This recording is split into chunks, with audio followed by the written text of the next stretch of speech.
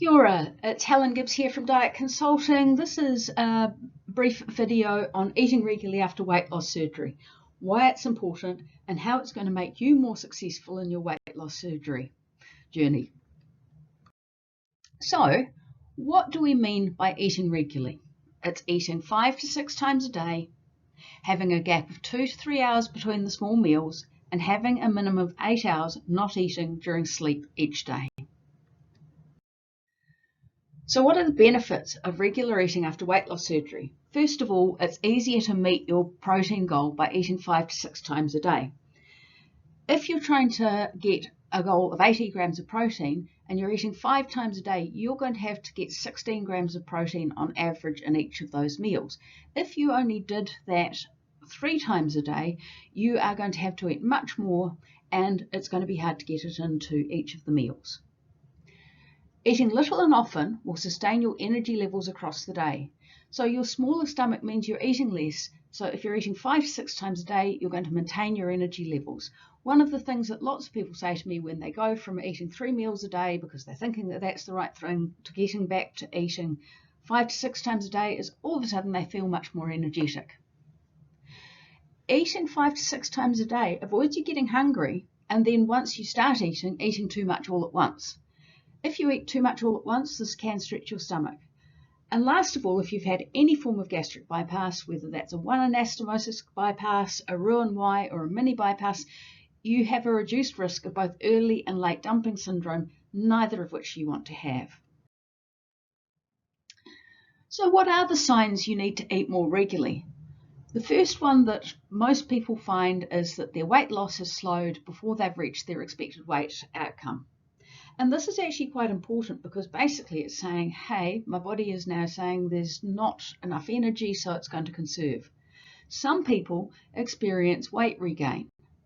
They experience low energy levels across the day, and your weight loss surgery team further down the track might be expressing concerns about the protein levels in your blood, or it might be that your GP picks it up a number of years after your surgery. The opposite side is, can you eat too often? And grazing continuously rather than eating and stopping will not give you a sense of eating. In addition, it's often done without being aware of how much you are eating, and so grazing is a problematic habit.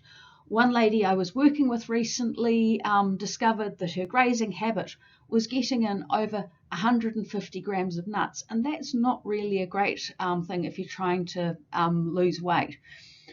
Once she stopped it and started eating and making better selections on 5 or 6 little meals a day, she stopped having the need to have the grazing and she started losing weight again.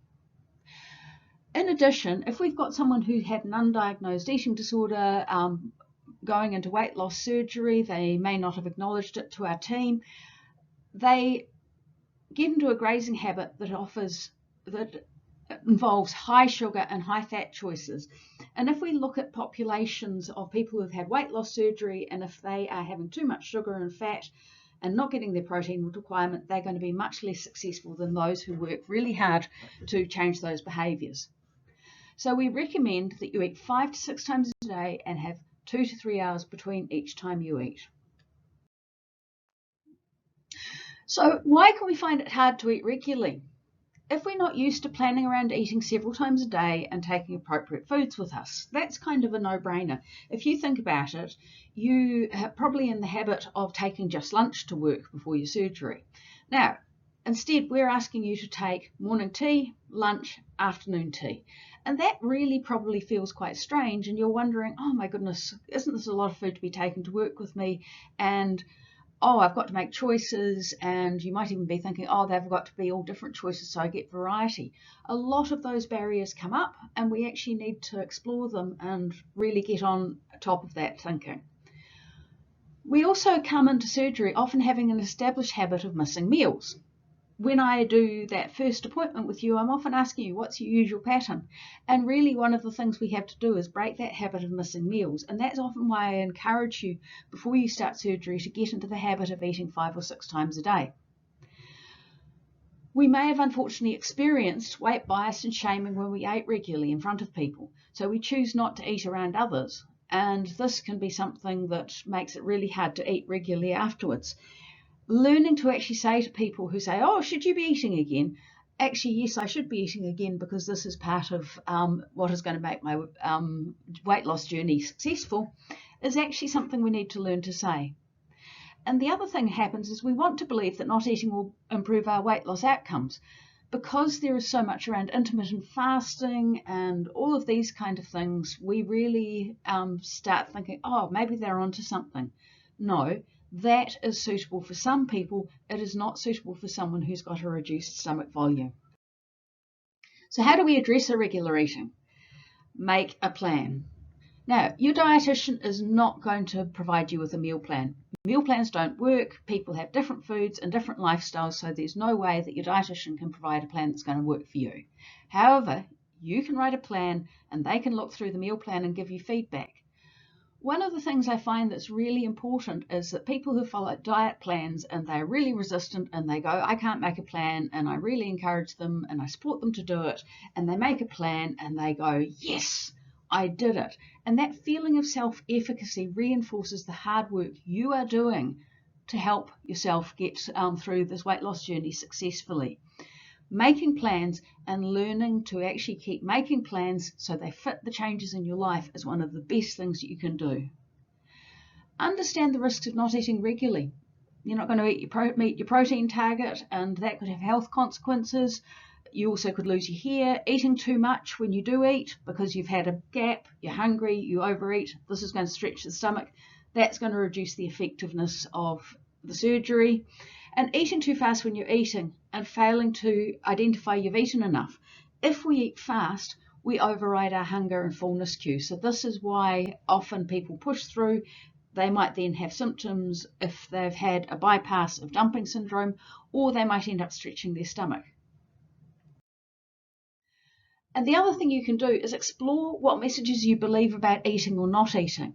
Not everyone has an eating disorder, but lots of people have disordered eating. And our experiences have affected our thinking, and understanding how this is for you will help you break the pattern of not eating. So when should you seek help? If you've made a plan and you keep lapsing off it after a few days, that plan may just need some adjusting. If eating regularly becomes grazing, that's another time to reach out and get help. If you feel anxious about the frequency of eating even after you've been successful at losing weight, that's indicating that actually there's some pretty nasty thinking going on and you're going to probably need some support to address it. If you need to check something out that someone has told you about eating that has confused you and made you think you should eat less frequently, unfortunately, not everyone understands the impacts of weight loss surgery on the need to eat more frequently and to eat higher protein foods. Even a health professional might say to you, oh, you should be eating less, you should try intermittent fasting. No, come and check it out with our team. So getting help, many of these issues are nutritional. They're about your diet, and so working with the dietitian will actually help you. If you can't get access to your surgical team dietitian, even after you have been discharged, and they're always happy to hear from you and book you in for some appointments. If you can't get hold of it, make sure when you're talking to someone that you either let them know that you've had weight loss surgery, or if you're looking for a private one, that they have a weight loss surgery consultation. Not all dietitians actually fully understand this.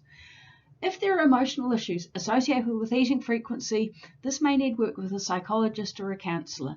Again, reach out to our team. We may be able to see you, or we may be able to put you on to someone who will. So this was all about how you look at eating more frequently. I hope it's been helpful. If you go on beyond this, you will see that there is some information about how you develop a plan and some of the things you might want to think about if you are finding it hard to eat regularly. Ka kite anō.